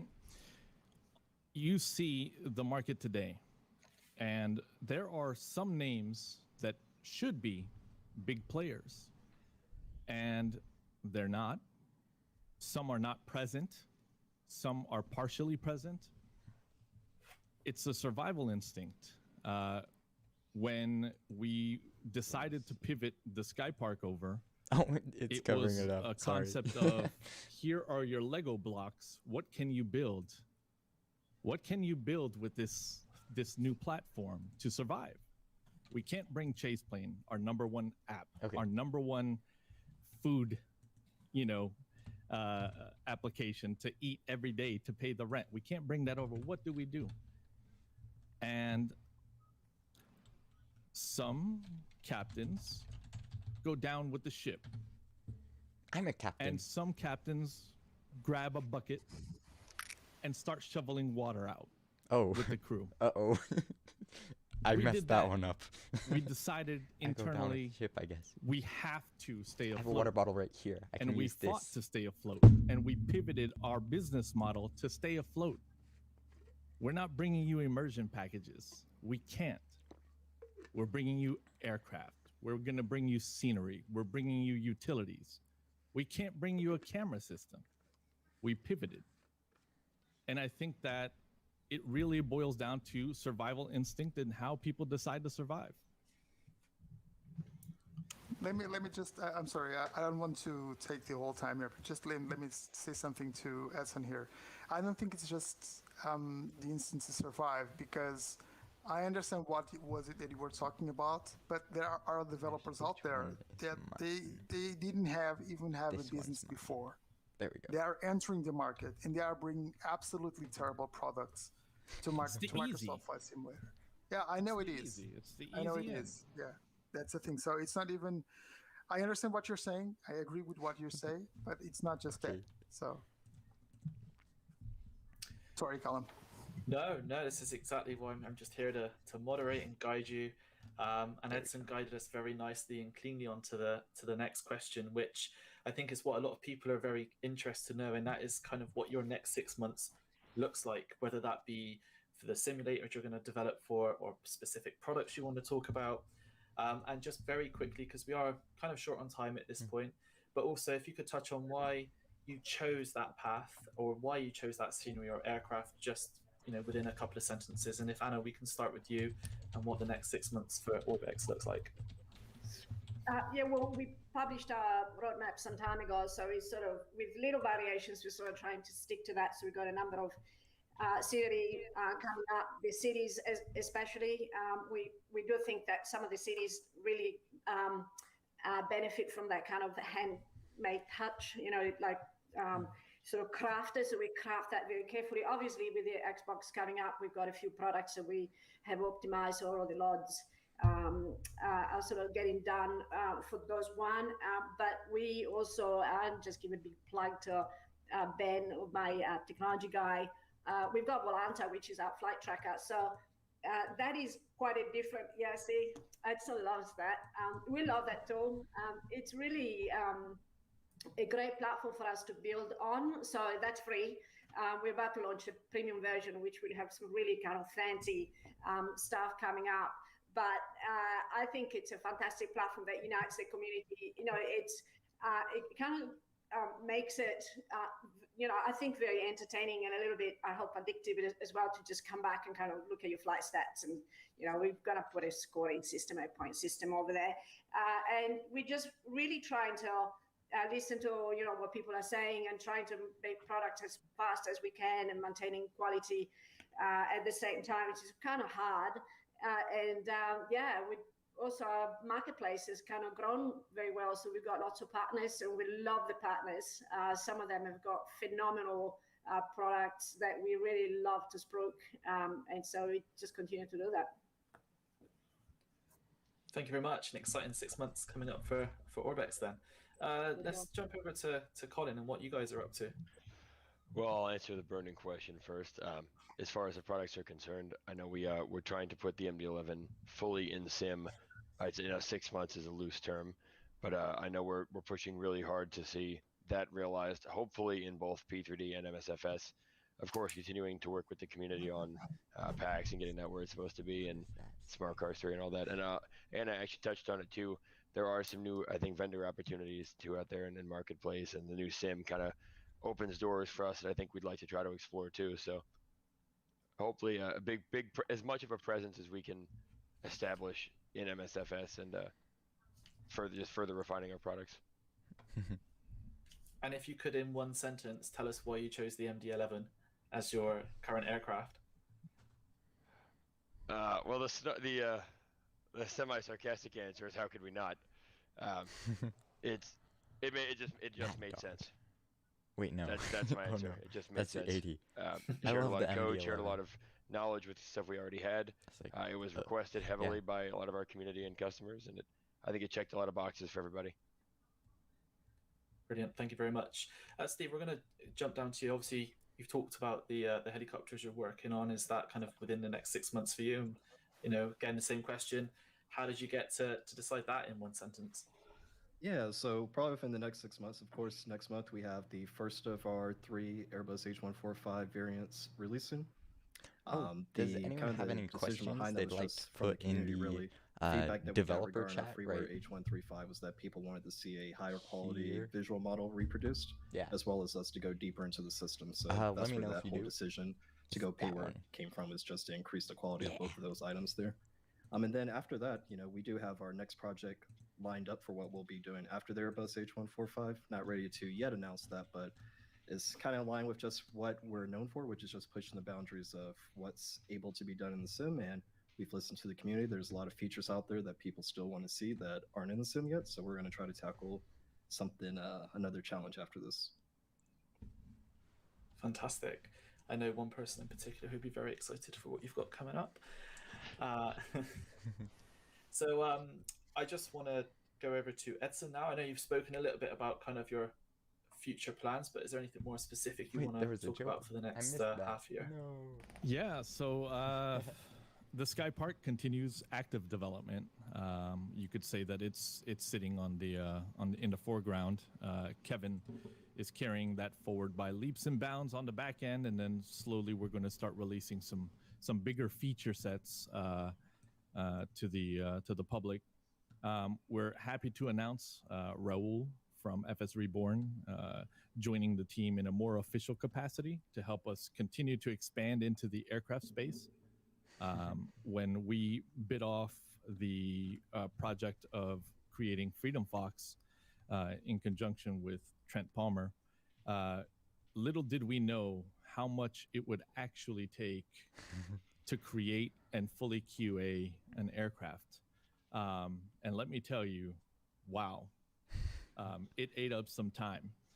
So we're kind of spinning off some of these duties onto Raul. He's going to help us take things to the next level. As you know, a recent announcement that Got Gravel's actually doing the tuning. So it's nice to have kind of a tuner inside our doors as well.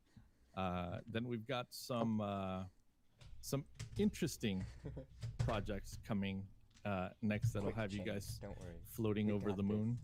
And then we have some scenery as well. So there's some scenery in the works that we think is going to be very exciting. And yeah, we're excited to kind of pivot into a couple new things in the next 6 to 12 months.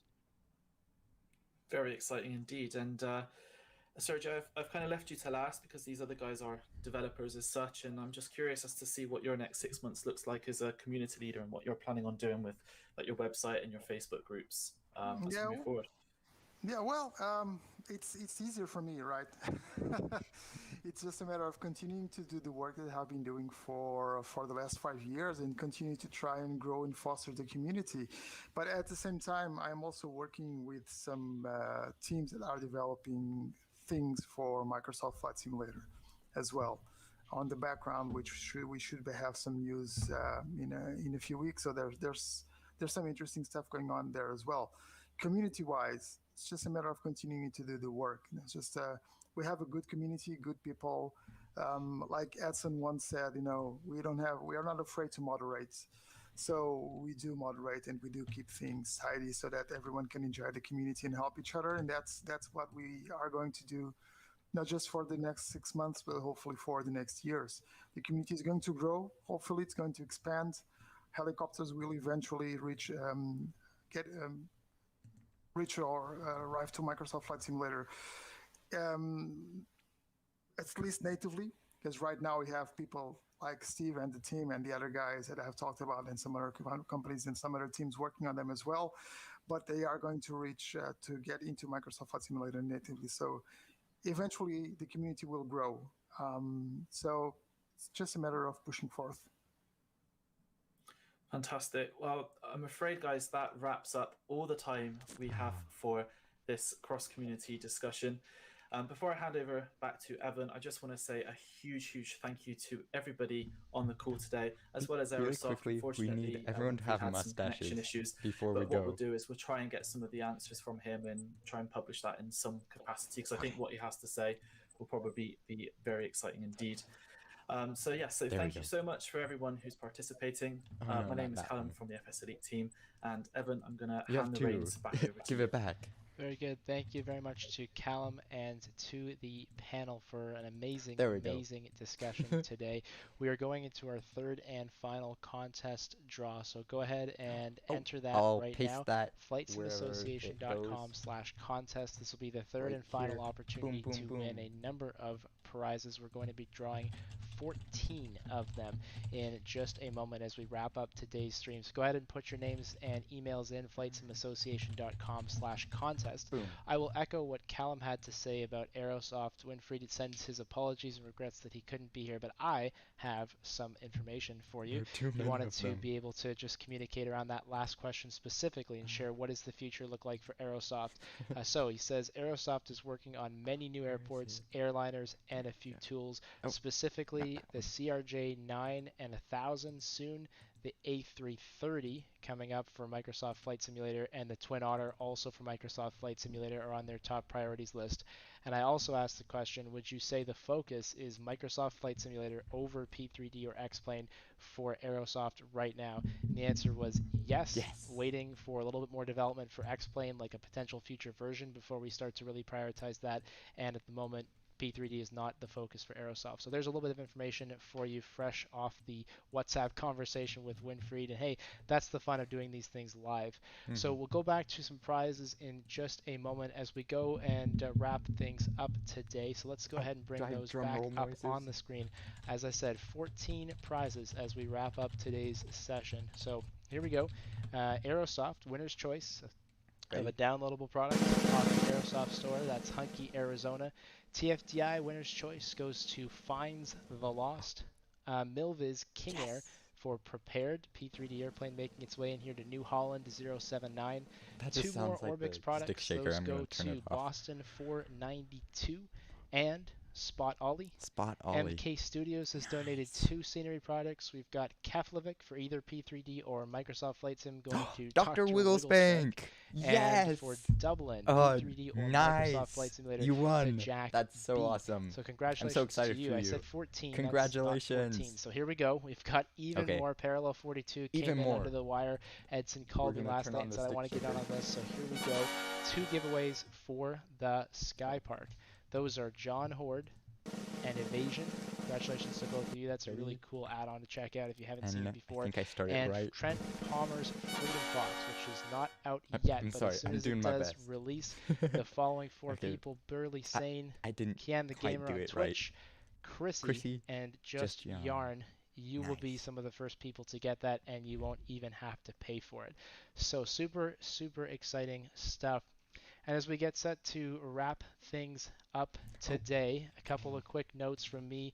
Firstly, we'd love to do more of these if people like them. I hope you enjoyed today's conversation. I hope you're looking for more.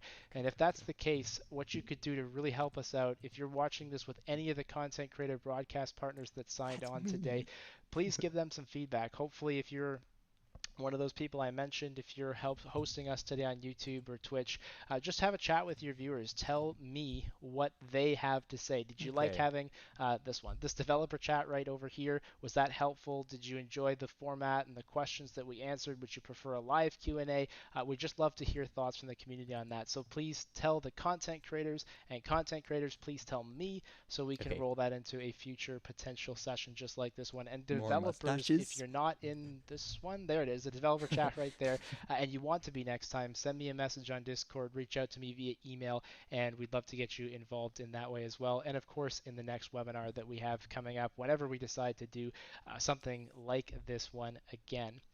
We've got coming up next week on July the 29th an X-Plane webinar. So we were talking a lot about Flight Simulator, Microsoft today.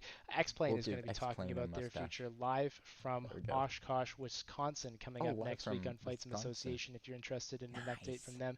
And apparently I guess I was supposed to say something about maybe a honeycomb yoke. Was that that was a thing, huh? Okay, honeycomb yoke. Yes, the grand prize from today. And this one is for all the marbles. If someone has the ability to do a drum roll, please insert that now. Yes! The winner of the honeycomb alpha flight controls. Come on.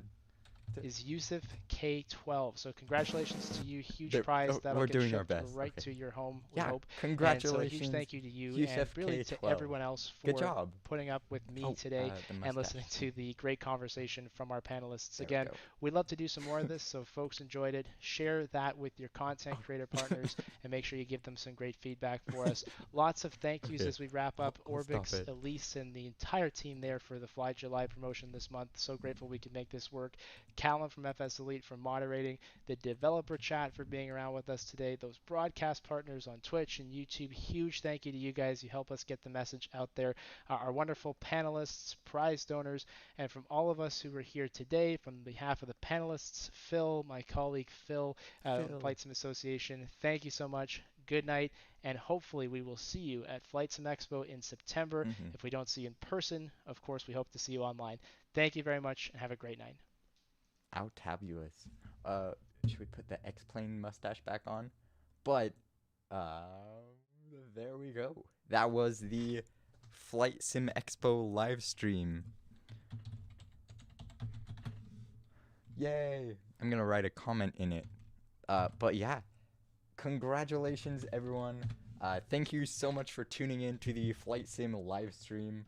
I hope the mustaches weren't too much for you. And I really hope that you enjoyed watching it along with me.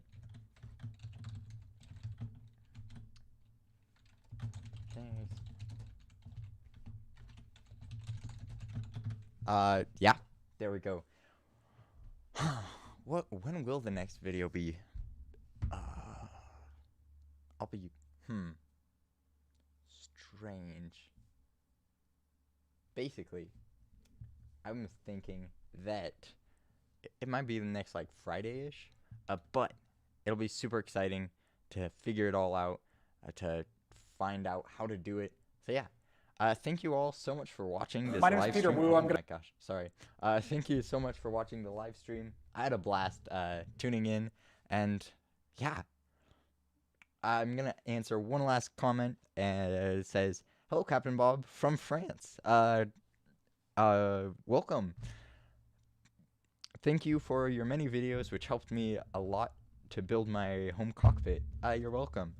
So yeah, I think, is this one of those? Yeah, we can make it one. So I'll be in the Discord for just a little bit after the stream.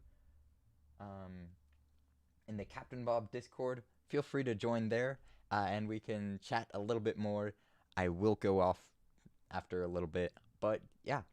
Thank you so much, everyone, for watching. Have a fantabulous day, and I will see you next week or the next, however that works out. Goodbye, everyone, and thanks for tuning in. Have a fantabulous weekend. It's weekend, right?